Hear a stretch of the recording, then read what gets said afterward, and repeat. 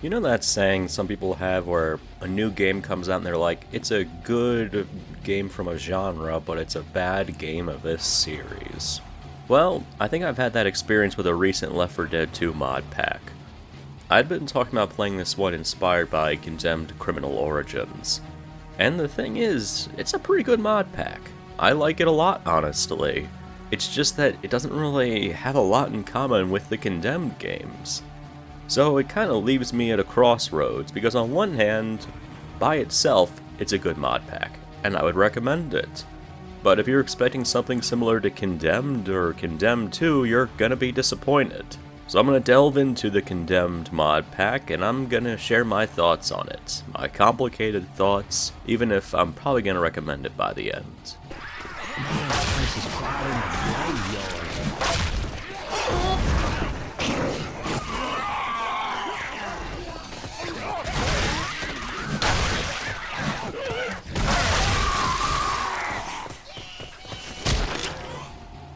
This mod pack is the Condemned Experience Recreation Collection by CM369. It has about 105 items in it, and before there were a lot of conflicting items that you had to pick and choose between, which made it difficult to play, but since then the creators narrowed it down to stuff that stands by itself, which does make it a lot more accessible. Subscribe to all, and it's all good to go. Biggest changes that it makes is that you are on your own throughout levels. The overall aesthetics are slightly changed. It isn't as dark and gritty as Nightmare or anything of the sort, but it's a little less colorful. Another big difference that you'll notice right away is that you can only carry one weapon. This extends to pistols, extends to melee weapons, and the way that the weapons work varies as well. So melee weapons, they have a cooldown.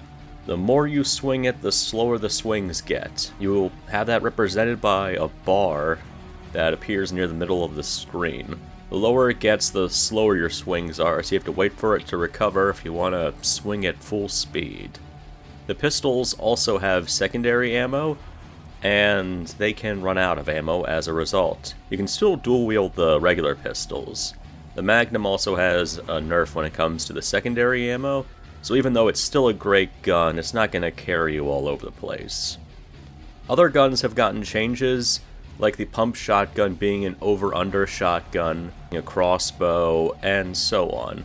Other guns are more or less the same.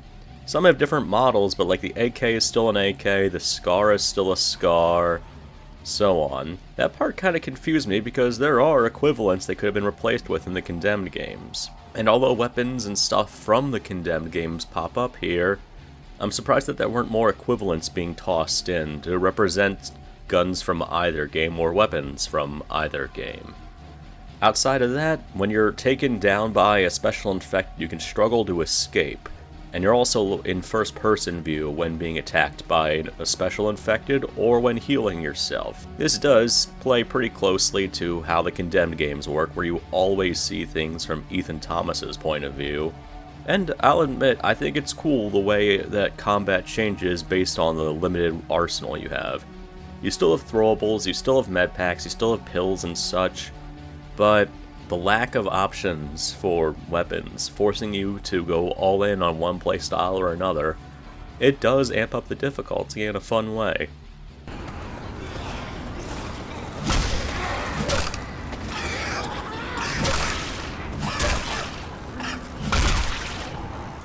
Through here!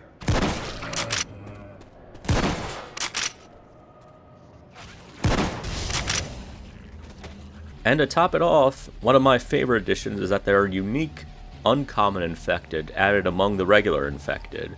So there's this scientist uncommon infected who drops acid. He drops a vial of acid on death. There are these rioter infected who drop Molotovs, and other uncommon infected that weren't created for this experience, but blend into it well. Reminds me of the different enemy varieties, like how you can fight the bums, but also the rioters and other influenced enemies in the Condemned games. And to top it off, you do have the special infected, who play more or less the same, just with the exception that you can break out of their grasp by mashing left and right mouse. Also, the thunder gun is in this. I don't know why, maybe it's to mimic the voice powers in the second Condemned, but it is cool. You shoot it, enemies go flying, it replaces the grenade launcher, it's a fun add-on. And honestly, if you look at the voice interpretation, it does kind of fit.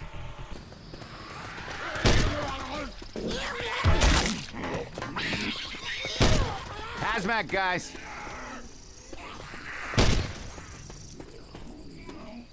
I'm saying a lot of good stuff about it, and it does draw some parallels to the Condemned games. The core problem is just that it isn't close enough. I expected for like melee weapons to break, I expected there to be weapon designs closer to the Condemned games. There are fewer infected, at least common infected, so that does line up closer. But it's just strange. It's not far enough as far as I'm concerned. I thought melee combat would be more like Nightmare, where enemies take multiple hits to go down, and you need to prioritize different areas of the body when using melee weapons. That was kind of how I expected it, because that would play closer to the Condemned games. But that's not present. Melee weapons are just insta-kills. And the guns have a lot of backup ammo, even with the nerfs. So you can still get pretty far with different weapons you pick up around different levels, even the pistols for that matter. It's not that you didn't have backup ammo in Condemned, it's just that it was really limited. Even in the second game, and especially in the first game, where you couldn't even reload. I thought it would be like you get an extra mag or two, and then you have to pick up a new gun, and so on and so forth. Or melee weapons would only last so long before breaking. But that's not the case.